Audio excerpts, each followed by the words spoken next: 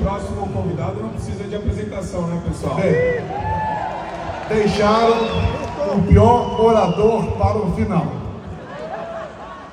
Geralmente o pessoal já quer ir embora. Volta, Bolsonaro! A satisfação de estar aqui, do prazer de estar no meio de vocês. É um caminho mais doloroso e mais difícil. Mas tenho certeza que escolhemos o lado certo. Agora há pouco, assistindo o Nicolas falar, ele falou de pequenas mudanças, grandes transformações. Eu me lembrei, porque eu já tive sucesso na vida também. Eu me lembrei quando eu prestei concurso para ser sargento da aeronáutica, especialista, e fui reprovado. Depois, em 73, eu prestei 2 concursos, para a Academia em Resende e para o ITA também.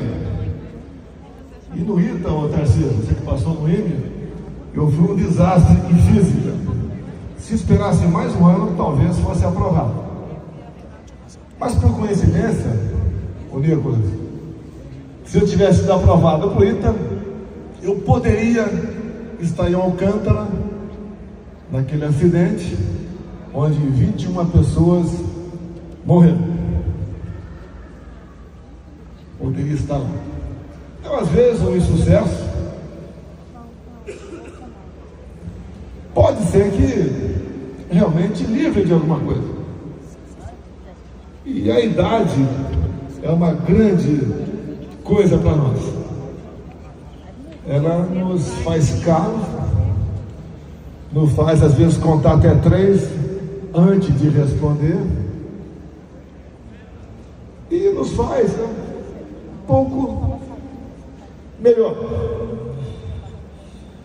Eu passei 7 mandatos no parlamento, meio mandato de vereador e 15 anos no Exército Brasileiro.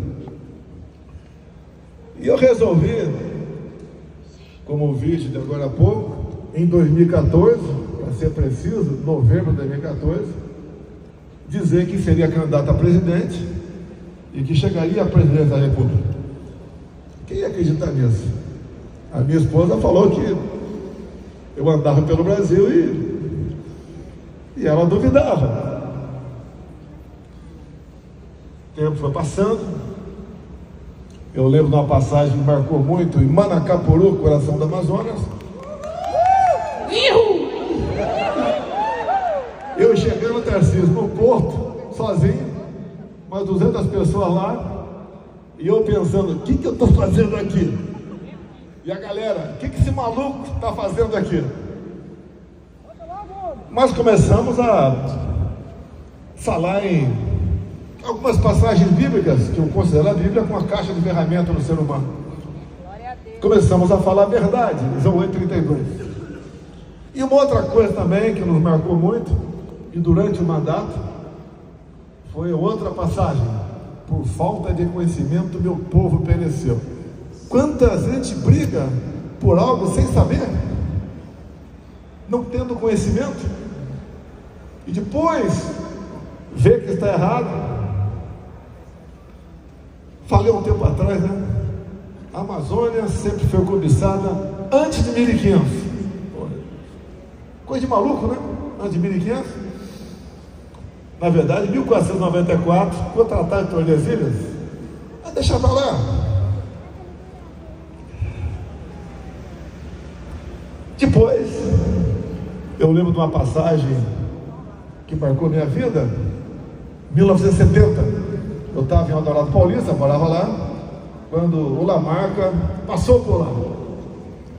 Feriu 6 soldados da então Força Pública, atual PM de São Paulo, e depois, como ele havia aprisionado uma dúzia de praças, que são subtenentes, sargentos, cabos soldados, o tenente Alberto Mendes Júnior, o Derrite, que você sabe muito bem a história, se ofereceu para que fosse trocado os 12 por ele.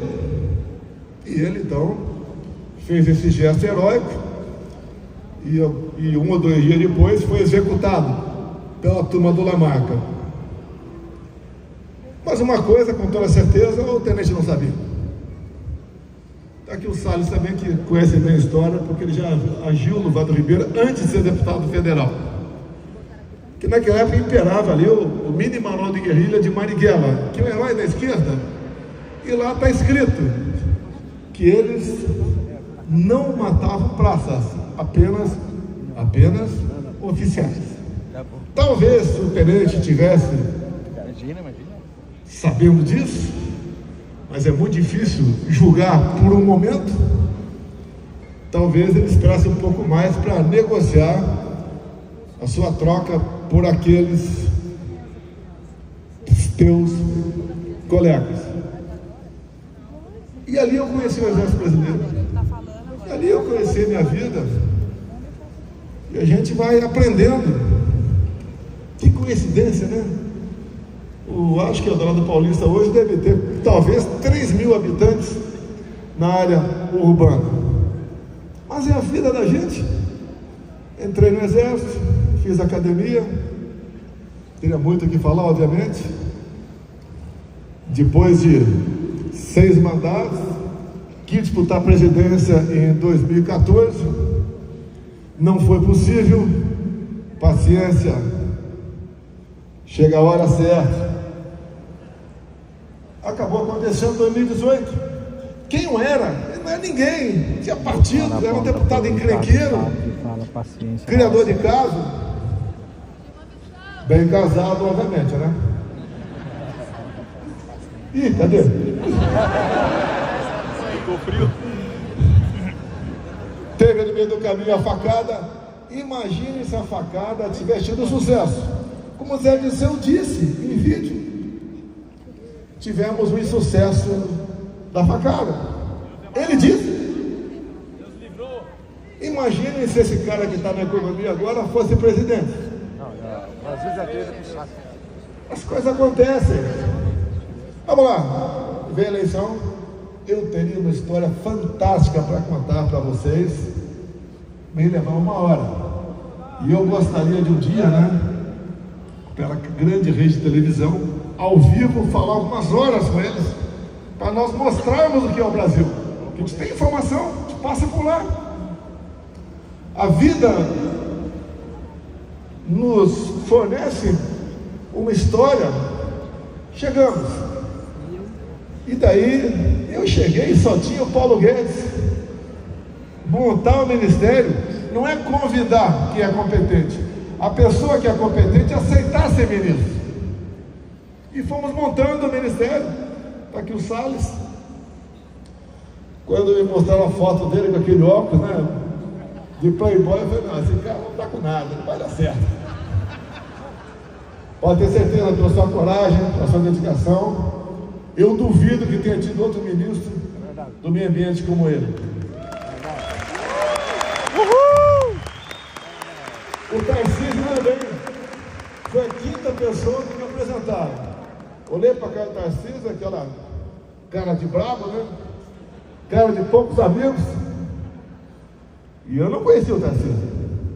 Ele me conhecia, porque ele fez academia, né? Militar, igual eu fiz, fez o IME, depois prestou concurso. Tinha 2 vagas para a Câmara, estava lá. E daí quando ele falou de quem ele era, rapidamente, vamos lá, vamos lá. Tá socado aí. Olha a surpresa. Quem era Tarcísio antes de eu conversar com ele? Era um excepcional engenheiro. Para a vida pública, com todo respeito, Tarcísio, você não era conhecido. Foi para lá, fez um trabalho fantástico. Falou alguma coisa aqui do que ele fez. Eu fui o único presidente que tinha teto de gasto. Tanto é que, quando o TSE anunciou o resultado, logo depois já foi uma proposta para lá, né? E acabaram com o teto de gasto. E o Tarcísio, que está aqui, começou a mostrar seu valor. Ele é o terror dos balseiros. Acabamos com muitas balsas pelo Brasil. Principalmente lá em Sinop, naquela região. Coração do Agro. Entre tantas e tantas outras coisas, BR-163, etc, pontes, aeroportos. Eu lembro que 22 eu convidei o Tarcísio para vir candidato a governador. Ele falou, poxa, eu sou carioca e torcedor do Flamengo. Conheci esse defeito dele nesse momento. O que eu falei para ele? Você é uma pessoa que tem uma história inteligente, ninguém nega isso aí. Eu queria ter metade da inteligência que ele tem, mas eu só escolhi ministro mais inteligente do que eu, o que não foi difícil.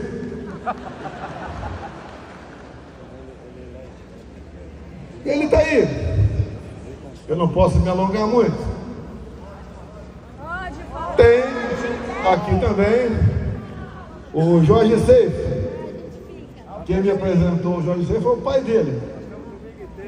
Um dos raros nomes que eu indiquei para ministro. Um dos raros. A Tereza Cristina aceitou. Foi um sucesso na pesca. Tanta coisa feita. Tantos ralos fechados da corrupção, que até permitiu, obviamente, um V0 para ele vir candidato ao Senado por aqui. Até botei um apelido dele bastante carinhoso: Tilápia. Pegou? Eu trato pela Jade como se fosse um filho meu. Tem mais algum ministro aqui, ex-ministro? Gilson, tá aí? Aqui o Gilson, do turismo. Osmar Terra. Também fez a diferença. Osmar Terra. Bem, o que a gente pode dizer para vocês? Eu não levo jeito, eu tenho o dom da palavra. Às vezes sou um pouco grosso, só um pouquinho grosso, né? Até quando alguns falavam que, pô, o cara fala palavrão, é grosso. Você está procurando o marido ou o presidente? Até parece que o marido daquela pessoa não fala palavrão igual. Na pandemia, talvez eu tenha sido o único chefe de Estado que falou que não ia tomar. Eu não tomei, porque eu li a bula. Muitos falavam, olha, você vai ter problemas. Oh, mas nós compramos mais de 500 milhões de doses. Toma quem queira. O pessoal que não lê bula de nada, né? Tinha que ter lido a bula das vacinas. Mas vamos para lá. A verdade vai vindo à tona. A gente ligava para a África subsaariana. Por que não está morrendo o pessoal aí, já que o DH dessa região é lá embaixo? Mas tudo bem, deixa para lá. Por falta de conhecimento, meu povo pereceu. Bem, o Brasil tinha tudo para quebrar, com a pandemia e com a guerra lá fora. Aconteceu o contrário, a equipe que tinha do nosso lado. A economia voltou a viver, tivemos superávit. O Tarcísio falou muita coisa aqui, teria tantas outras para falar também. E aconteceu aquilo final de 22. Só o presídio comemorou. E o sistema, que tem nome e sobrenome. Mas vamos considerar a página virada. Vamos ver o futuro, olhar para frente. Me tornando inelegível porque me encontrei com embaixadores. Eu não me encontrei com traficantes no Morro do Alemão.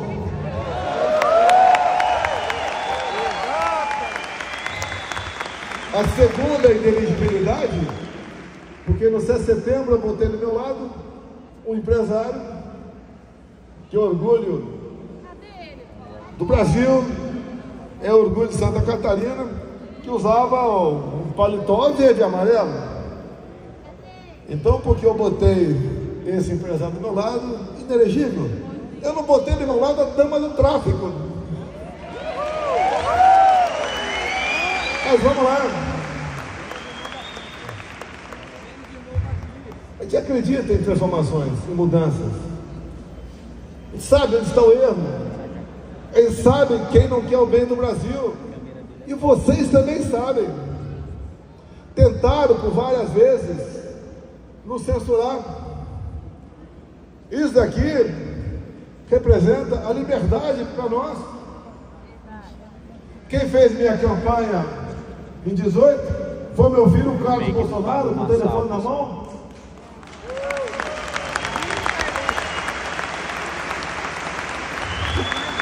Quantas vezes tentaram aprovar urgência para um projeto de controle da mídia social? Aqui está a nossa liberdade. Aqui está a esperança nossa de mudarmos o Brasil. O blogueiro, aquele que mexe com rede social, tantos outros, se não transmitir a verdade, não mostrar a verdade, ele acaba por si só. E quem age com isenção, com responsabilidade e com a verdade, cresce. Não justifica o que fizeram até agora, mas eu acredito que já chegamos no ponto de inflexão. A gente vai mudar. Mais que esperança, nós devemos fazer a nossa parte.